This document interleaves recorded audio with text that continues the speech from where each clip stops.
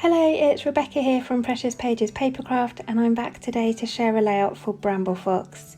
And I'm going to be scrapping a pool layout today. I've got a pool photo of my son here, and I'm going to be using my title from the August Fox box. It's Let's Have Fun. And I've also got the pool party pack. I'm going to pull a few bits from that and a couple of sequin mixes from Spiegel Mum scraps that coordinate really well. So I'm going to be using the Simple Stories Sunkissed collection, the lovely summer collection, and I've already cut 2 circles from the patterned papers just ahead of my video here. So the blue one I'm distressing the edges of at the moment, that's about 8.5 inches in diameter, and then I've cut a second one slightly bigger, I think that was about 9 inches across. And like I said, I'm just distressing the edges. It gives it a bit more interest, a bit more texture on the page. And I'm using an edge distressing tool. If you don't have one of those, the blade on a pair of scissors works just as well. But I just like the texture that brings to the layout.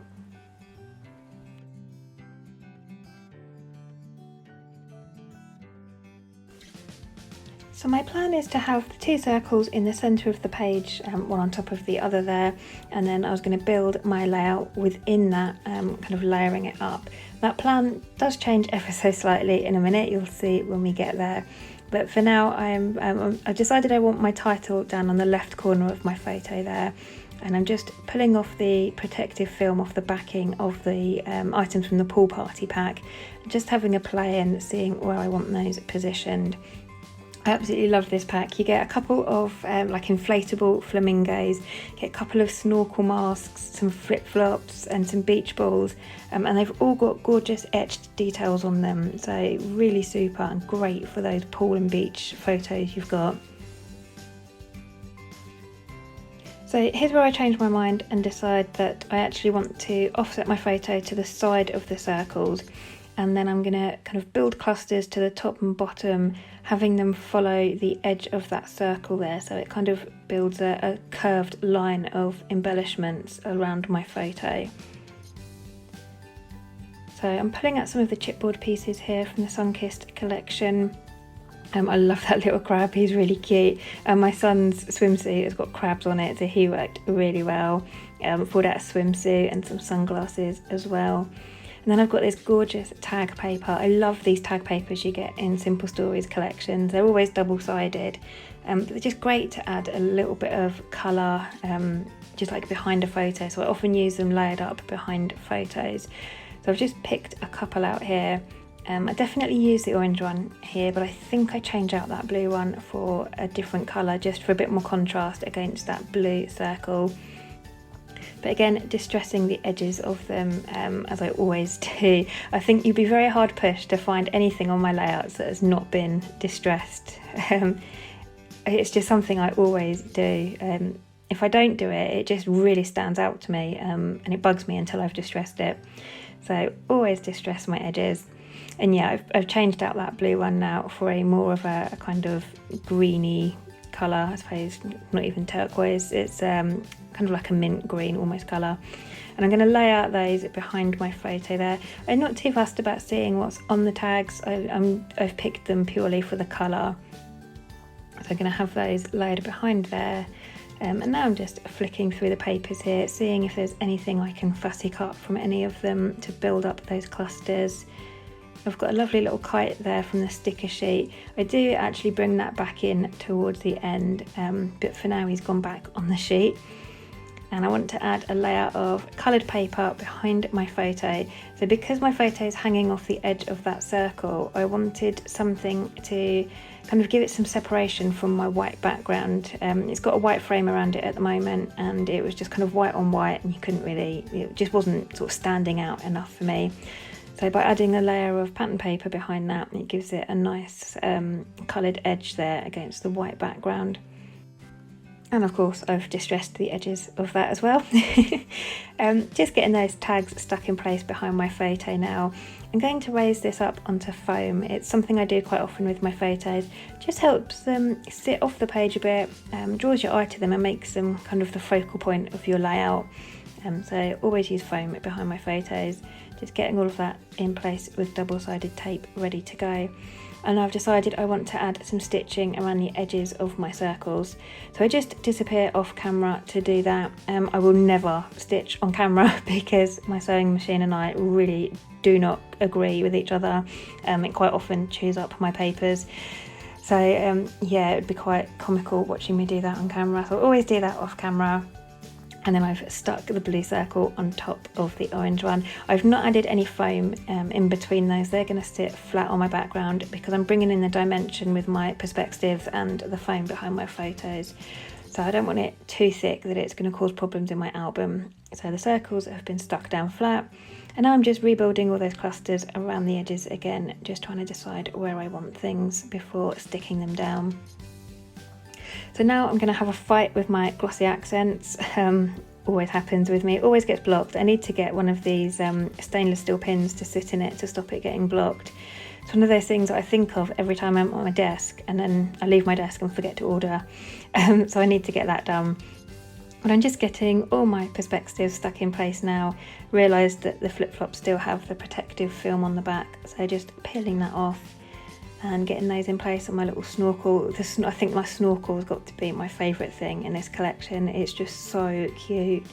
And you get two of them as well, which is good, so I've saved one for another layout. And then just going around with glossy accents, getting all of the chipboard and perspectives stuck in place. I always use glossy accents for this. I just find it holds much, much stronger. And then I felt like the page was very right, sort of bottom corner heavy, and I wanted something to go on the top left hand side of the corners there to kind of balance it out a bit. And I thought about putting a couple more perspectives up there, but they just looked a bit weird, just kind of floating on the circle. So I've decided that my photo is kind of an outdoorsy pool photo, and it was a nice summer's day, so I'm going to add some lovely white clouds. So I'm just sort of drawing freehand a couple of clouds. I'm not very good at doing this, as you can tell. I try and do them on the kind of straight bit of the edge of paper so that the bottom is straight, so it just makes it look a bit easier to draw and cut out. It's something so simple, clouds, isn't it? You think they'd be really easy to draw, but I'm never happy with when I draw them. And even when I draw them, I still cut normally larger than my pencil line, so I still have to come back in and erase my line out. But I've drawn two clouds, one that's slightly bigger than the other, and I'm going to kind of have them overlapping on that side, and that's where I'm going to bring my kite in, because kites belong in the sky, so it works much better having it on the clouds, in my opinion. So I'm just going to, of course, distress the edges of my clouds and get those stuck down. Because one of them is going to be overlapping the background and the circles, I do have to pop some foam pads just behind the left hand side of it, just to keep it the same level as those two circles. And then I can just get the rest stuck down. I'm going to raise this second one up on foam pads for a bit more dimension, just makes them look a bit more realistic, like they're sort of floating past each other, if you like. And then my kite's going to have some foam pads behind it as well.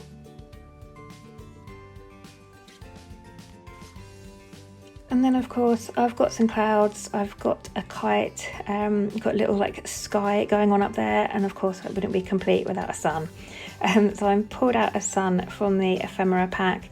I decided the white border around the edge was a little bit too much for me, so I'm just trimming just a little bit off just to make me a bit happier. And again, just stressing the edges of that. Now for this I am using the edge of my scissor blade just because it's easier than trying to get that edge distressing tool in those tiny little corners. So like I said, blade of the scissors works just as well. I'm going to get him in position in my sky. I'm just going through the sticker sheet here to see if there's anything else I can use, and I pull out a couple of word stickers. So I've got sunshine on the yellow and blue skies on the blue, and I thought that worked really well, and I needed an ampersand, so I've gone through the sticker book, and I knew there were some alphabet stickers in there, so luckily there was a really small green one that matches the tag I've used behind my photo, so just added that in as well. And then I'm just going to sprinkle a few sequins here and there. I'm using the, for the blues, it's the Ice Castle mix from Spiegel Mum Scraps. And then I've got Dreamland as well. I'm going to pull some orange sequins out of the Dreamland pack just kind of sticking to the blue and orange theme I've got, or that I started with at least. I've brought a lot more colours in now, but yeah, the blue and oranges are quite prominent in that photo, so I'm going to stick to those colours for my sequins.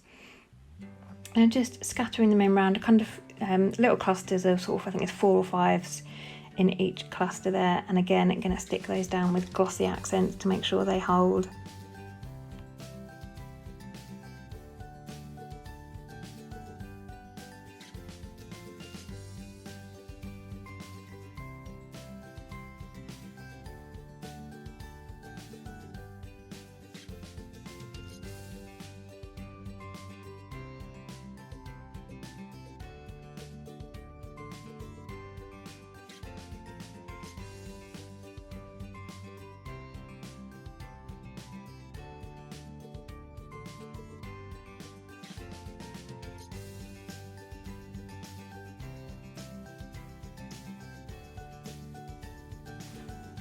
And then finally, I'm just going to add some white splatters to my background.